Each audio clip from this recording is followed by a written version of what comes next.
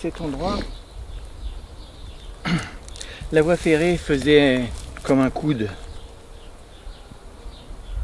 Mais juste avant,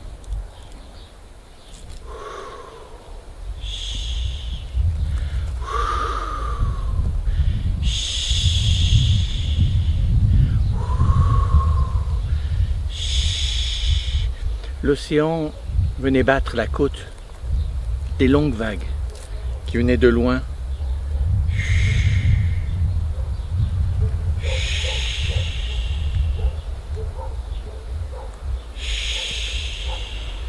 Et de l'autre côté, les collines à perte de vue, avec les herbes folles, avec comme des vagues là aussi, avec le vent.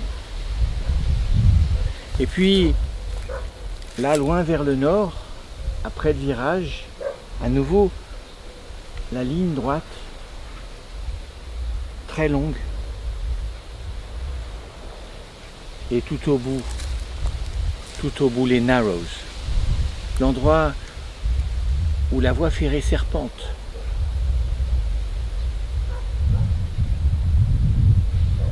On n'entendait pas grand-chose, à part le bruit des vagues, le bruit du vent. Et puis tout à coup, il y a eu comme un bruit. C'est comme si tout s'était arrêté un tout petit peu, un infime moment. Tac, tac, tac, tac, tac, tac, tac, tac, tac, tac, tac, tac, tac. Et loin là-bas est arrivé une draisine, un petit véhicule automoteur capable d'aller sur la voie ferrée, avec à son bord 3 personnes, un homme, une femme, et au milieu d'eux, assis entre eux, un enfant, avec un dé au-dessus. Juste avant d'arriver là, ici, une petite côte, et l'engin s'est subitement arrêté. Panne d'essence, a dit l'homme. Alors il est descendu, il a rajusté son veston, il a rajusté sa cravate, son chapeau, il a regardé autour, et puis il est allé prendre un jerrycan d'essence et il a refait le plein du réservoir. Pendant ce temps, le petit garçon a dit « Mais si on allait pique-niquer là, sur la plage ?» La maman a dit « Bah oui, pourquoi pas ?» Le papa a dit « Ben profitez-en, en fait, j'ai vu que la voie ferrée un peu plus loin était abîmée, il faut que je la répare avant que nous puissions repartir. Allez-y, préparez tout. » Alors, la femme a défait le nœud qu'il y avait autour de son grand chapeau, et puis elle a pris la panière en osier avec le pique-nique, les bouteilles de limonade fraîche et pétillante, et puis elle a suivi le petit garçon qui était déjà au bord de la plage à ramasser des cailloux et des coquillages. Pendant ce temps-là, l'homme, lui, est allé un peu plus loin, il a tapé avec son marteau là sur la voie, il a réparé la voie, et quand ça a été fini, il a rajusté sa cravate, son costume, il a remis son chapeau, et puis avant de descendre rejoindre sa femme et son enfant, il a pris les jumelles et il a regardé de partout, puis les a reposées. Il les a rejoints là au bord de la plage, ils ont mangé leur sandwich au cornichon, ils ont bu les limonades fraîches, pleines de bulles. Le petit garçon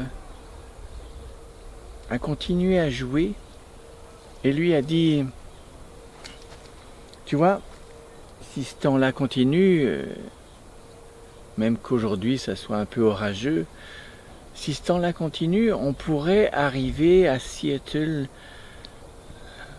d'ici 1 à 2 semaines peut-être. » Ça faisait longtemps qu'ils étaient partis. Très très longtemps qu'ils étaient partis. Un soir, il était rentré à la maison et puis il avait acheté le journal comme il le faisait d'habitude à un marchand ambulant. Il l'avait ramené à la maison, il l'avait à peine effleuré du regard et jeté là sur le rocking chair, celui qu'il y a sous l'avant-toit de toutes les maisons américaines. Il s'était posé là à côté de son épouse sur le fauteuil à bascule. Et il avait dit, je sais pas, vraiment je ne sais pas jusqu'à quand il va nous supporter. Je ne sais pas jusqu'à quand elle va nous supporter. C'est vrai, il y avait eu l'épidémie, il y avait eu les émeutes, les pillages. Et puis tout le monde avait dit, oui, il ne faut pas que ça recommence comme avant. Il faut que ça change vraiment maintenant. Il faut qu'on fasse un autre monde. Et puis ça avait repris comme avant. Je ne sais pas jusqu'à quand il va nous supporter, jusqu'à quand elle va nous supporter. Finalement, ça serait tellement bien si comme ça, clac, tout disparaissait. Tous les hommes qui sont incapables de s'entendre, incapables de se tendre la main, incapables de s'aider, incapables de penser à autre chose que à gagner de l'argent.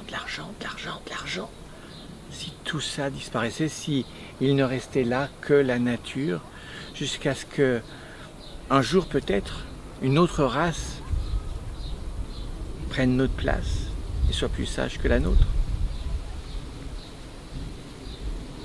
Il s'était couché là-dessus et le lendemain, lorsqu'il s'était réveillé, il avait tout de suite compris. Lui avait tout de suite compris. Il avait ouvert la porte et il avait vu la ville tranquille. Aucun embouteillage, aucun tumulte, aucune rumeur de la ville, aucun klaxon, rien. Rien que le silence de la nature qui avait repris ses droits sur la ville. Alors il est sorti et il a constaté que oui, chez les voisins, il y avait la corde à linge avec le linge qui séchait dessus, mais que jamais personne ne viendrait décrocher ce linge-là. Il a vu de l'autre côté la maison des voisins avec la voiture devant. À cette heure-là, elle avait toujours disparu. Et il avait compris que jamais personne ne viendrait chercher cette voiture. Alors il avait appelé sa femme, il lui avait dit viens.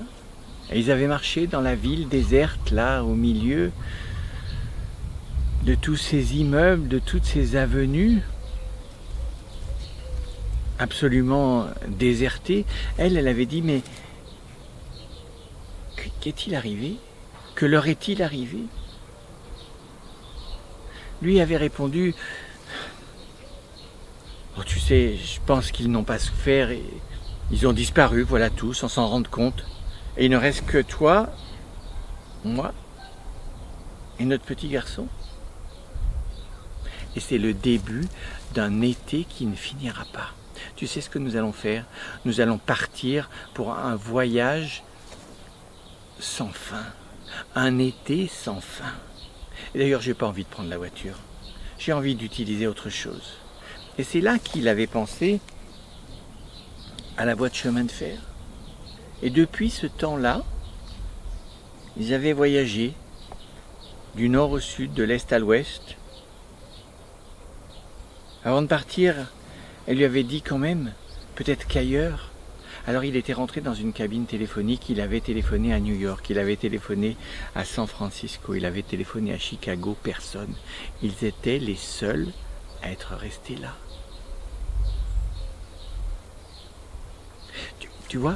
Tu vois, si ce temps-là, même qu'aujourd'hui ça soit un peu orageux, si ce temps-là continue, on pourrait être à Seattle dans quelques semaines.